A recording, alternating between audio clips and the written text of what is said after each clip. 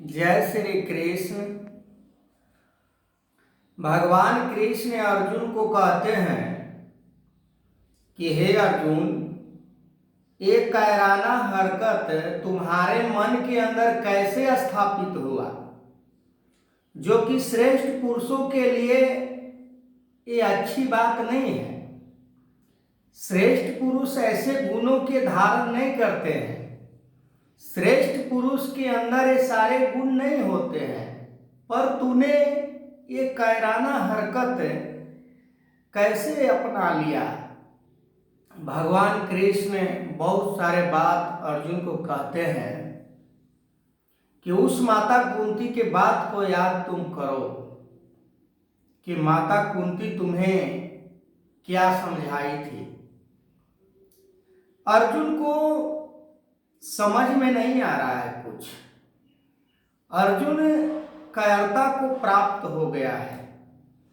अर्जुन का मन एकदम विचलित हो गया है। अर्जुन को समझ में नहीं आ रहा है। श्रेष्ठ पुरुष के अंदर यदि अज्ञानता प्रवेश कर जाती है तो श्रेष्ठ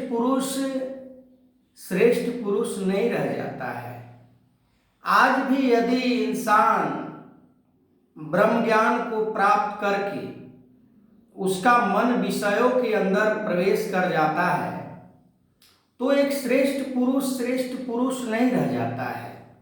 श्रेष्ठ पुरुष का मतलब ही है कि उसका मन उस कछुए के समान मन एकाग्र हो जाए कि जैसे सभी इंद्रियां काम करते हुए भी कछुआ सारे अपने इंद्रिया को अपने बस में कर लेता है, सारे अपने अंदर प्रवेश कर लेता है, सभी इंद्रिया को अपने अंदर समाहित कर लेता है। ठीक उसी प्रकार जब श्रेष्ठ पुरुष संसार में ज्ञान को प्राप्त करके विचरण करता है, जीवन जीता है, तो सारे मोह माया लोभ लालच स्वार्थ को एक तरफ करके वो अपने गुरु के वचन को मन के अंदर गांठ बांध लेता है।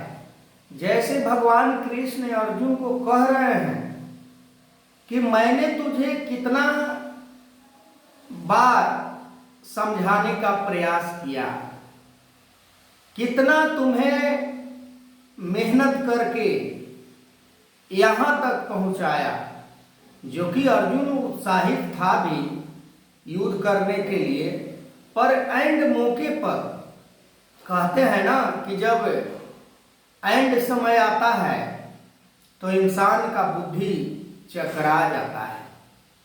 जब ब्रह्म ज्ञान धारण करते समय अर्जुन को भगवान कृष्ण समझाए थे कि कभी ऐसा मौका आएगा, ऐसा भी समय आएगा जो तुम्हें सोचने समझने से विवश कर देगा। तुम समझ नहीं पाओगे, तुम इसे निर्णय नहीं कर पाओगे कि हमें किस तरफ जाना है। धर्म के रास्ता अति कठोर होने के कारण अर्जुन यहाँ पर फिसल रहे हैं।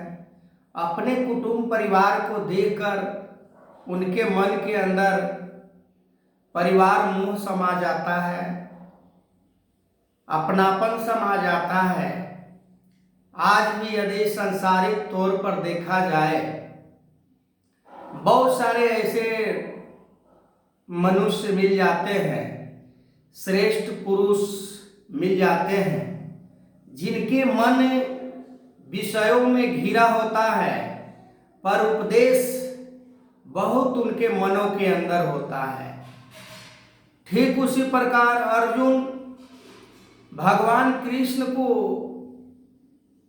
आज्ञा करते हैं, आदेश करते हैं कि हे कृष्ण, मेरे रथ को उस दिशा में लेकर चलिए जहां से मैं देख सकूं कि कितने योद्धा उस क्षेत्र में आए हुए हैं, रण क्षेत्र में आए हुए हैं। जरा मैं देख लूं कि हमसे शक्तिशाली, हमसे बलवान भी कोई इस युद्ध में आया हुआ है कि नहीं।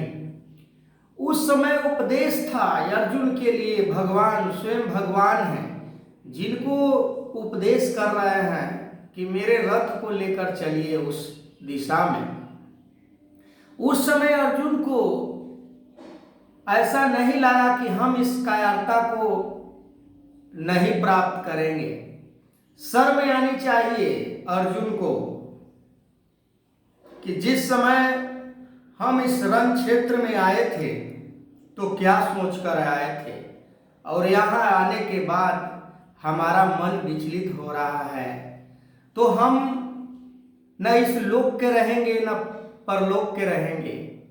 सांसारिक तौर पर यदि कहा जाए तो संसार के लोग स्वर्ग लोक को बड़ा गुणगान करते हैं कि स्वर्ग में हमारा स्थान होगा, पर अर्जुन के मन में ऐसे चीज प्रवेश कर जाता है, ऐसा अवगुण प्रवेश कर जाता है कि स्वर्ग का भी स्वप्न देखना एक साधारण मनुष्य के लिए तो ठीक बात है, पर श्रेष्ठ पुरुषों के लिए ये ठीक बात नहीं है। श्रेष्ठ पुरुष उस लोक की बात करते हैं जहाँ से कि इंसान फिर इंसान रूप में जन्म नहीं लेता। वो एक ऐसे मंजिल को प्राप्त कर लेता है जिस मंजिल के बारे में गुरु के द्वारा अर्जुन भगवान कृष्ण के द्वारा जानकारी प्राप्त किए थे। ब्रह्म ज्ञान के माध्यम से अर्जुन को भवसागर पार करने के लिए भगवान कृष्ण ने कहा था कि मेरे और तुम्हारे अंदर कोई अंतर नहीं है, हम और तुम में कोई फर्क नहीं है। आज भी भगवान कृष्ण के जैसे इस धरती पर गुरु विचरण कर रहे हैं। उसी ब्रह्म ज्ञान को हर इंसान को देने का प्रयास कर रहे हैं, पर उस अर्जुन के जैसे आज हमारा मन उस लोभ लालच स्वार्थ अपना बड़ा छोटा निंदा शिकवा गिला में लगे होते हैं, जिसके कारण हम ब्रह्म ज्ञान को धारण नहीं कर पाते हैं। अपने को श्रेष्ठ मानते हैं, दूसरे को तुच्छ मानते हैं। ये ब्रह्म ज्ञान का लक्षण नहीं है। जैसे ब्रह्म ज्ञान अर्जुन यदि धारण किए होते तो उनके मन में परिवार मोह नहीं होता। जिस तरह उनका कर्म निर्धारित किया गया था कि तुम्हें युद्ध करना है तो युद्ध करना है, ऐसा मन के अंदर कॉन्फिडेंस होता तो अर्जुन श्रेष्ठ पुरुष के श्रेणी में आ सकते थे। तो अभी मैं बस इतना ही, आगे मैं वीडियो को कंटिन्यू करूँगा। तब तक के लिए जय श्री कृष्ण।